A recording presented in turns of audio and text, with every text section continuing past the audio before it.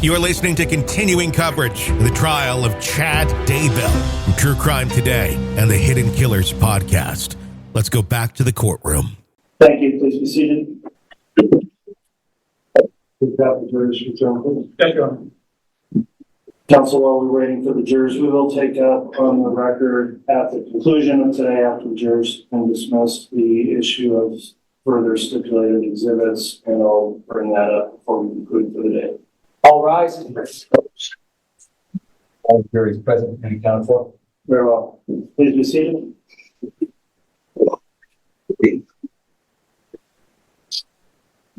All right, we're back on the record after our mid-afternoon break. Mr. Wood, we'd like to continue the examination of the witness, and I'll remind the witness, of course, you're still under oath. Mr. Wood.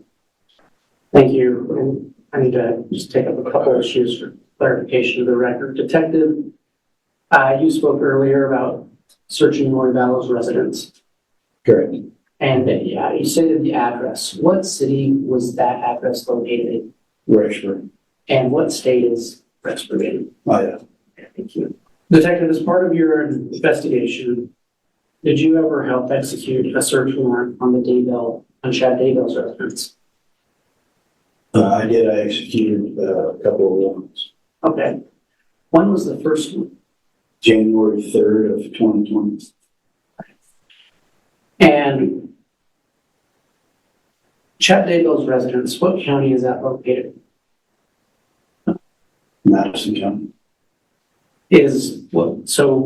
What's his address? 202 North, 1900 East. And is that in what city is it listed as? It's listed as Rexford. It's actually in Fremont County, but it's listed correct. Okay, so just to be clear, did you just misspeak when you said it was in that I city? did. I mean, say it correctly. Okay, and it's what county? Fremont County. All right, thank you. And you testified you did a search there on January 3rd. Correct. Was that search in aid of another investigative agency? It was. Which agency was that? Fremont County Sheriff's Office. And do you recall what the purpose of that search was for? I don't recall what the probable cause or the reason for the search was at that time. So you didn't write the affidavit? Sure. Did you have any other occasion where you served a search warrant on Chad Daybell's residence? Yes, June 9th, 2020. When you served that warrant on June 9th, 2020, what time did you arrive at Chad Daybell's residence? Roughly about 7 in the morning. Your Honor, I'm going to ask that the witness be handed State's Exhibit 10A. Detective, are you familiar with State's Exhibit 10A? Yes, I am. What does it purport to be? It's a aerial image taken from Google Earth of the defendant Daybell's property. So, do you know who prepared that image? I did. Right. But you didn't take the picture? No. Because it's a satellite photo, correct? Correct. Have you been, I believe you testified you have been to Chad Daybell's residence? Yes. Have you walked around the grounds of Chad Daybell's residence? Yes. And have you been inside his home? I have. Are you familiar with the landmarks of that residence in the yard? Yes, I am. And are you familiar with the general layout of the yard and what's located in it? That's correct. And is this image an accurate representation of Chad Daybell's residence? Yes. Your Honor, for demonstrative purposes only, the state moves to admit Exhibit 10A. Any objection? Objection. One year and any objection. Right. Officer, approximately how much property are we talking about? I couldn't tell you the amount of property. And the prosecuting attorney mentioned a yard. Now, I believe the yard usually means where there's grass. So you're familiar with what's on the grass, is that right? I'm not sure I understand your question. Well, and I'll represent to you that there's about 4.5 acres out there. Does that sound close to me? Okay. Okay. And I'll represent to you that there's an area that's known as the yard, that's a lawn area, that you would mow with a lawnmower. Are you following me? Yes. This is testimonial. Yeah, Judge, he says that he's familiar with the yard. Well, I understand. I think we're going into cross-examination now, which will be permitted. The question is on an issue of foundation or other objection, whether or not the exhibit gets admitted. So, Mr. Pryor, what would be the foundational objection? He hasn't testified, Judge, that he's familiar with pasture or 3.5, 4 acres of property that go beyond the yard. All right, response, Mr. Wood? I think the question was adequate. All right, based on foundation and with the testimony of the witness about his knowledge of this property, court will overrule the foundation objection, allow the exhibit 10A to be admitted, and you can delve into those issues if you'd like on cross, Mr. Pryor. Thank you. Thank you.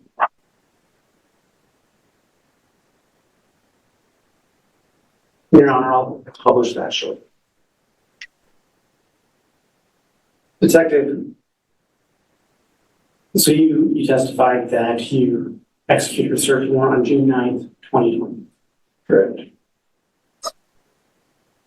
What time of the day did you arrive at Chad Daybell's residence? Roughly 7 in the morning. And was it only the Rexburg Police or were there other agencies involved? At that time, there was Fremont County and Rexburg City Police that went to his house at 7. And did any other agencies help you that day on that search? They did. Who were they? The FBI ERT team, which is the evidence recovery team, the Attorney General's office, Fremont County. I believe that's it. Okay. And you testified you got there about 7 o'clock. Yes. When you first arrived, who was with you? So I do apologize. Could I have a quick sidebar with counsel? I'd like to discuss this exhibit briefly. All right, Mr. Wood, apologies for the court's interruption. Discussing that last exhibit, you can continue with your direct examination of the witness. Your Honor, could I have the court reporter read back the last question I asked? It's kind of a half question. When you first arrived, who was? The question before that was, and you testified you got there about 7 o'clock? Answer yes. That's right. Thank you. May I proceed? Yes. Detective, when you arrived around 7 o'clock, who was with you at that time? There was myself, Lieutenant Ronball at the time, Detective Kai Kamani, and Detective Bruce Mattingly, and also Detective Dave Stubbs. All right. So can you go back through those individuals and say who they were employed by real quick? Lieutenant Ronball with Rexburg Police. Detective Stubbs is also with Rexburg Police. Detective Kai Kamani and Mattingly are both with Fremont County Sheriff's Office. And just for clarity of the record, is Detective Ball still with the Rexburg Police? No. Okay. And what organization is he with now? Madison County Sheriff's Office. And Detective Kai Kamani, was he still with Fremont County? No, he's also with Madison County Sheriff's Office. All right. That's just for clarity. Thank you. So when you got there, what did you do? Initially, we knocked on the front door. We made contact with Mark Daybell, who's the defendant Daybell's son. He answered the door. He was eating a bowl of cereal. It was early in the morning. We informed Mark of why we were there and that we needed to speak with his dad. He stated his dad was still asleep, and we showed him a copy of the warrant, and he proceeded to let us in and show us where his father was. And did you make contact with Mr. Daybell that morning? We did. He showed us that he was sleeping in bedroom above a loft, above the garage. So we walked up the stairs, just a few of us, Detective Kai came on and Matt and we stayed back. We informed Chad that we were there and needed to speak with him. He was still asleep. He asked if we could get some clothes on. We allowed him to do that and came downstairs with us. And did you provide a copy of the warrant to straight line? We did. And what happened next? Mr.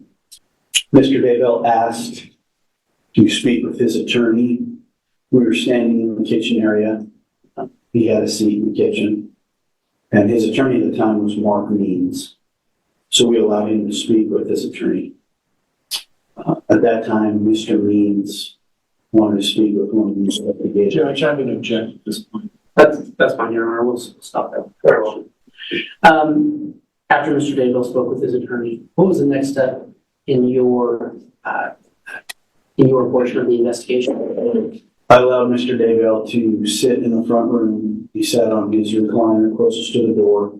His children sat on the couch in the same room. I gave Mr. Daybell a copy of the warrant, and he read through the search warrant while sitting in his recliner. He asked if he needed to leave the residence while we conducted business.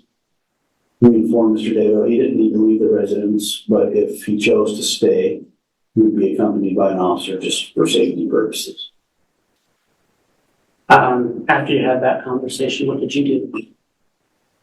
Mr. Daybell asked if he could make a phone call, and at that point he was allowed to go outside and make a phone call.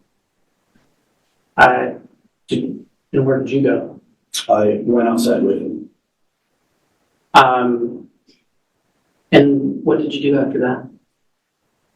Mr. Daybell wanted to sit in the vehicle that was parked backed in on the west side of the house. There's a west driveway.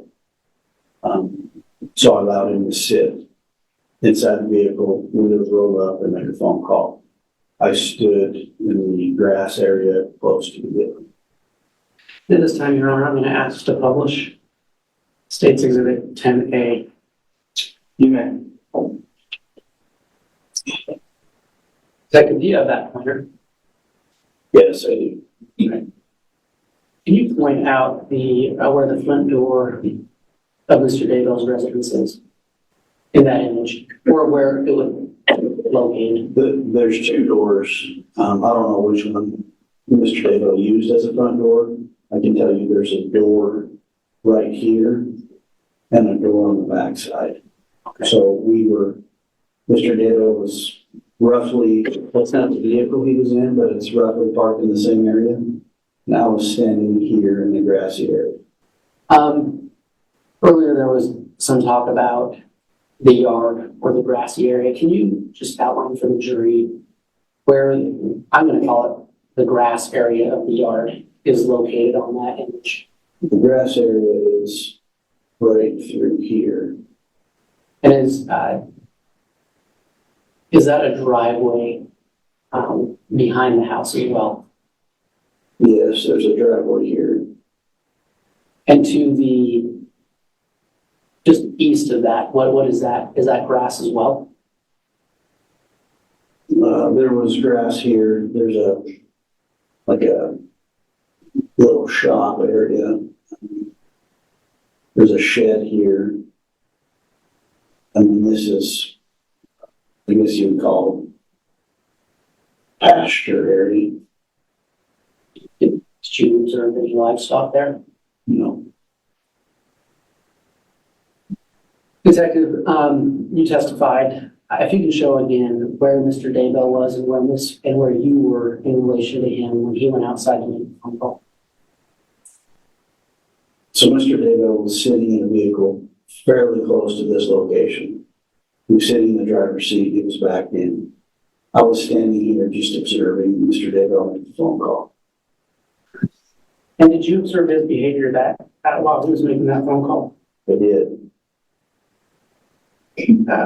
What was the nature of the behavior? What was he doing? Initially, he was just on the phone, and I was watching him.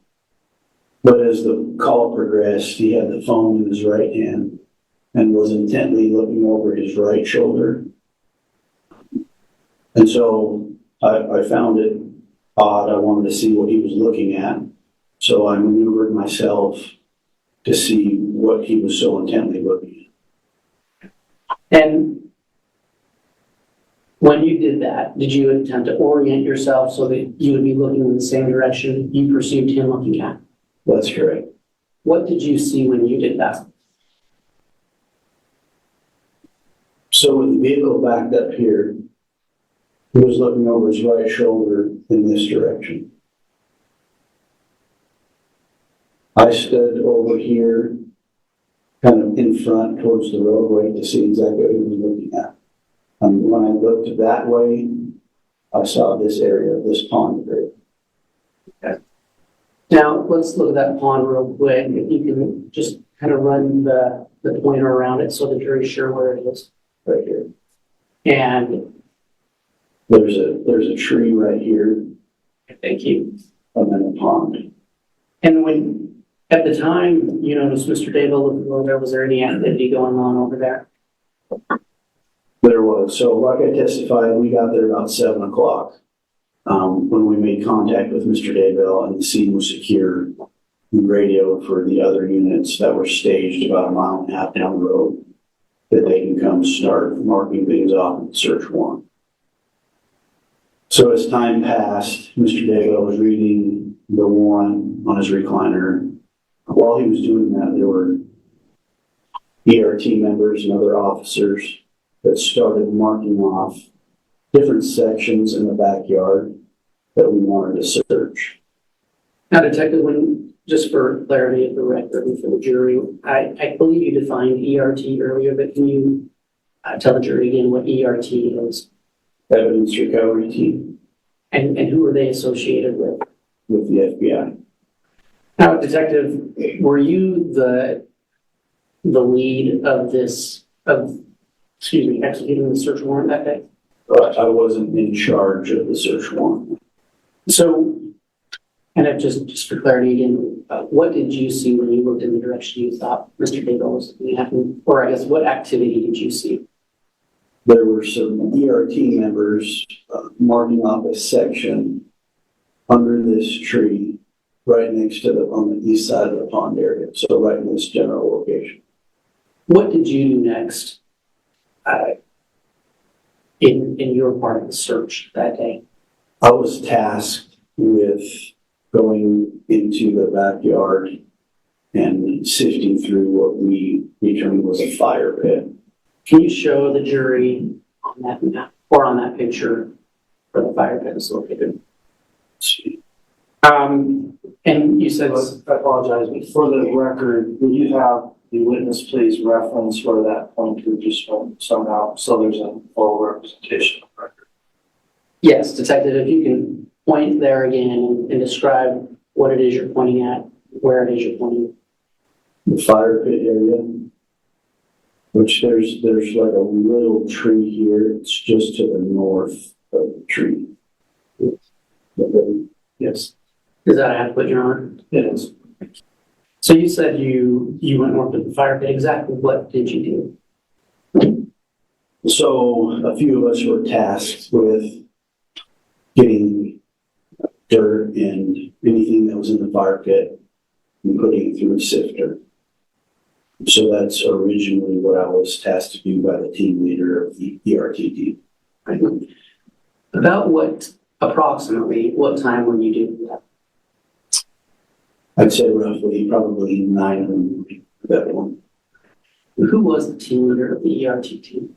His name is Steve Daniels. And how long did you sit in the fire pit?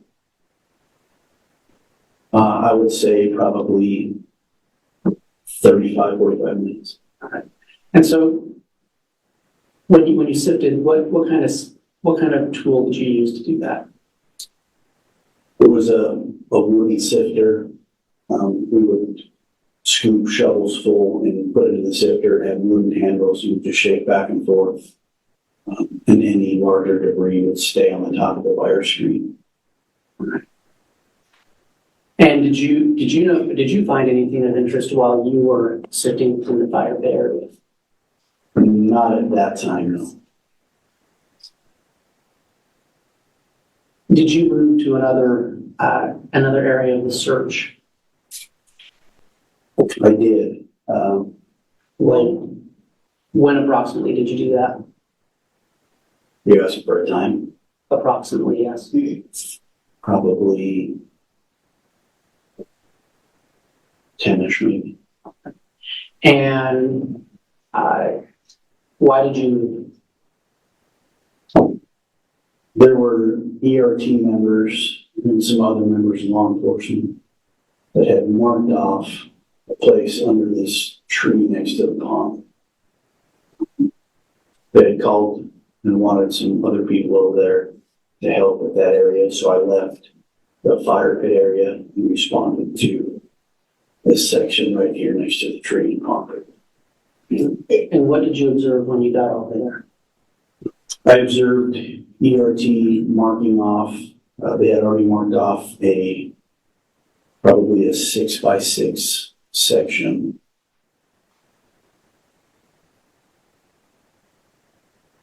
The best way I can describe it is there was taller shrubs in the middle of the 6x6 section.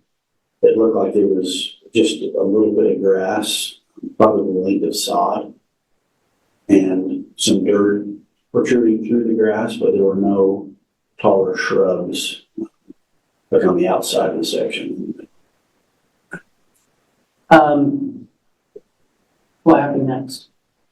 The ERT team began excavating that site. They removed a top layer of soil, took off the shrub and the top level of dirt. And what did you see under that? At that point, you could see what appeared to be 3 large white rocks.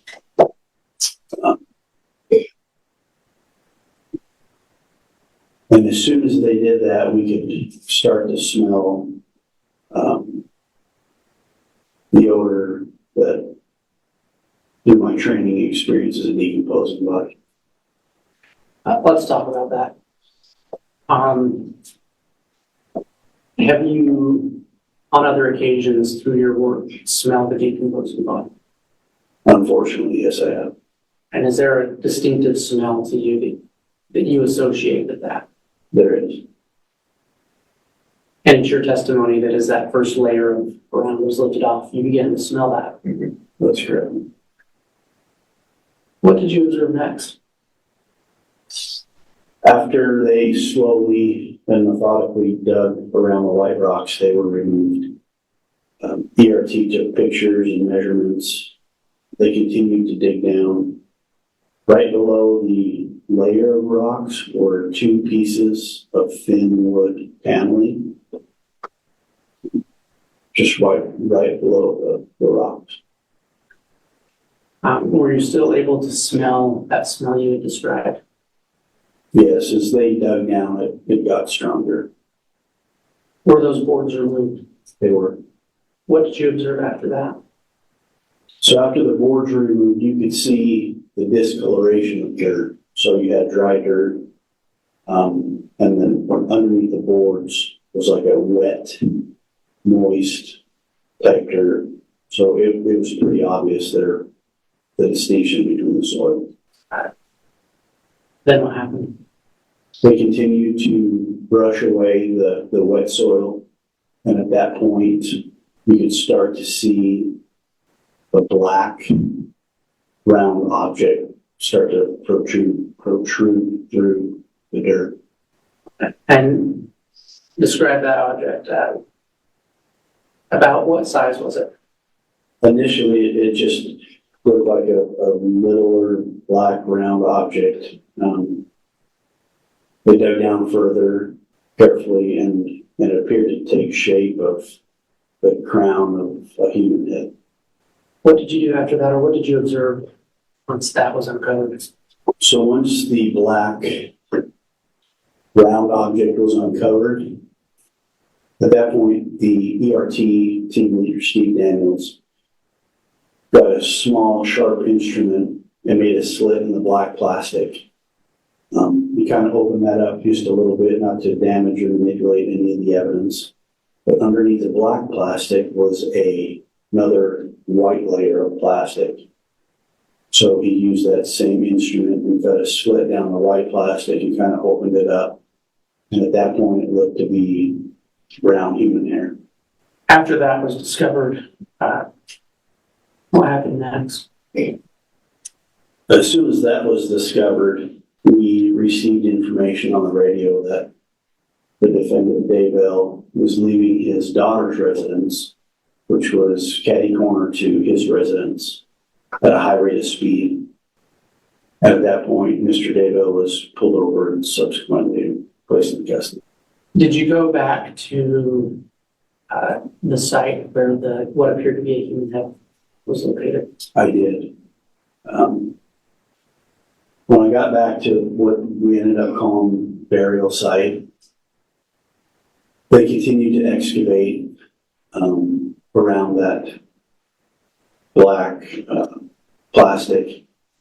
And after they excavated and took the dirt off the plastic, it revealed what appeared to be a small body wrapped in black plastic with duct tape around it. Thank you. Your Honor, I know the time. Yes. So David, let's stop for the day. All right, we are going to try to adhere to this court schedule, so it is 3:30. This time then, I am going to conclude trial for the day. I've got one additional issue I'll take up outside the presence of the jurors. However, the jurors will be excused here momentarily. As you're leaving for the evening, then, ladies and gentlemen of the jury, as I will try to remember to tell you each and every day, or when we leave breaks, longer breaks, please do not discuss this case amongst yourselves or anyone else. Please don't do anything to investigate this case. If you see any media coverage of the case, please try to avoid that so you can remain impartial. And with that in mind, that will conclude our first day of evidence. So we'll allow the jurors to be excused at this time. All rise, please. Thank you. Please be seated. Detective, if you want to go ahead and step down off the stand, we're going to just argue over this motion. Counsel, this isn't necessarily a motion, it's just what I want to get on the record in terms of stipulated evidence the parties have agreed to. I'll note that back on February 27th, the court received a pleading stipulation on introduction of specific evidence. The list contains 74 separate items the parties have determined will be admitted at trial by stipulation. And let me just first begin there and inquire from the state, is this still an accurate representation of evidence that's going to be proffered and admitted by stipulation to your understanding? To the state's understanding, it is, Your Honor. Okay, and Mr. Pryor, you did review that before it was filed. You signed as well. Is it still your understanding that those listed items on the pleading are not going to be objected to if offered by the defense? And by the state judge, that's correct, yes. Very well. All right, so counsel, I am going to then indicate on the record that those particular items of evidence are to be admitted by stipulation.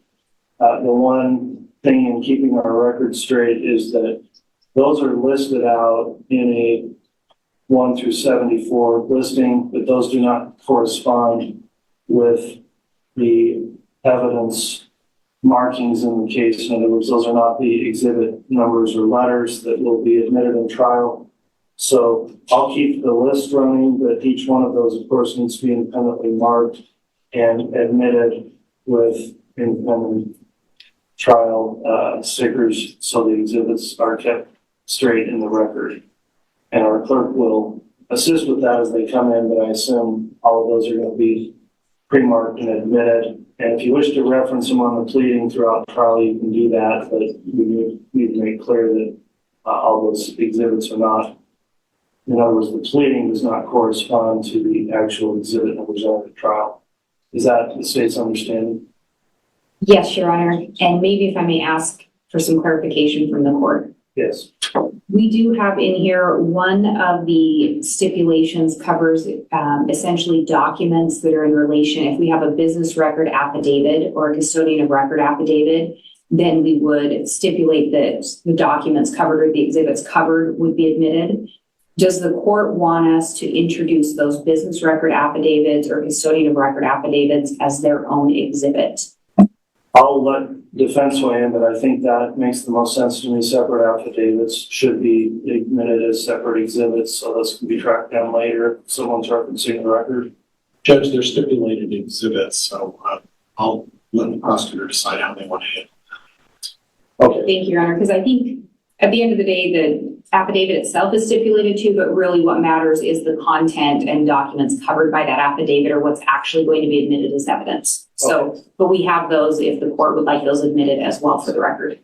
Yeah, so they'd be separate. The affidavit itself, laying foundation for the other exhibits would be a separate exhibit. And Judge, will you clarify? Yes. Judge, you will note that of my 54 exhibits that the state has agreed and stipulated to admit, the individual exhibits are the same numbers as the stipulation that we put on the record. So in other words, number one on the stipulated list makes mention of some phone cell right information. The actual exhibit itself is the same number that I'm offering. It just happens to be the contents within that phone celebrate. So my numbers match up corresponding to the stipulation that the court has exactly. And I did that for ease of convenience for everyone, Judge. Okay, and if they do match, we'll just reference that. If they don't, I guess the point is the stipulation itself is not any kind of controlling document as to what the exhibits actually will be marked as in the record. So we'll mark each one as it comes in on the record and make clear that this is simply a reference, basically. If they correspond, they do. If not, clarify that, and it should be admitted in terms they're offered as your evidence is introduced. So that will conclude then my concerns on stipulated evidence. Is there anything else we need to bring up this afternoon before we break for the day from the state? No, Your Honor, thank you. All right, anything further from the defense? Judge, just briefly, the state and I will meet about that issue that we had at the sidebar, just the last one, to discuss the parameters. Okay, I would suggest counsel will want to start with further testimony at 8:30. So if the parties want to be available at 8 tomorrow morning, we can take up any matters outside the jury's presence before we get the jurors back in the courtroom tomorrow morning. So that'll be our schedule for tomorrow. Okay, thanks everyone in attendance today for complying with the court's conduct order. You can be excused and we'll conclude our day. Thank you. All rise, please. Folks, make sure you take all your things with you. There's more to come in the trial of Chad Daybell. Press subscribe so you don't miss any of our continuing coverage right here from True Crime Today and the Hidden Killers podcast.